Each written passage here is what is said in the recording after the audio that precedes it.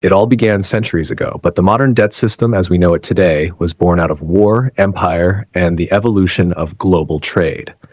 In the old days, kings borrowed from merchants or goldsmiths to fund wars. England's kings, for instance, borrowed heavily to fight France. But when they couldn't repay, the lenders demanded more structure and guarantees. This led to something revolutionary.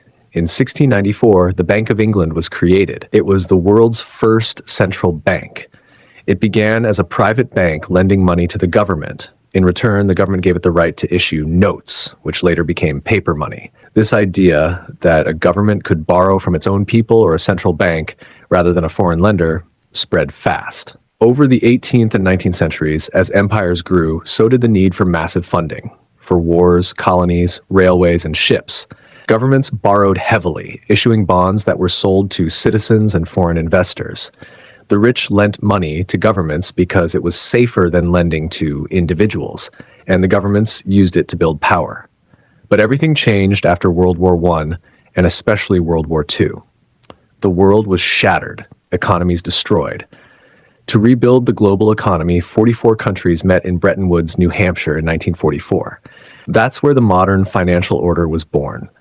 Two institutions were created, the International Monetary Fund, IMF, and the World Bank. The idea was simple: to stabilize currencies, lend to countries in crisis, and rebuild after war. The US dollar, backed by gold, became the global reference currency. But in 1971, US President Richard Nixon ended the gold standard, meaning the dollar was no longer tied to gold. This single decision changed everything. From that point on, money was no longer something of fixed value. It became fiat currency, meaning its value was based on trust and government authority, not gold or silver. This opened the door to unlimited borrowing. Governments could issue bonds and print money without gold backing. Central banks could manipulate interest rates, and global lending exploded. By the 1980s and 1990s, developing countries began borrowing heavily from the IMF and foreign investors. Many fell into what became known as the debt trap, owing more than they could repay, forced to accept reforms in exchange for more loans. Today, the system is deeply entrenched. Every country participates in it, willingly or not. The US owes money to foreign investors, but others owe even more to it. China lends billions through its Belt and Road projects, while also carrying massive domestic debt. Debt is now the lifeblood of the global economy.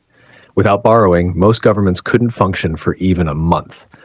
Interest payments themselves have become one of the largest expenses in many national budgets. In truth, no one person designed this system.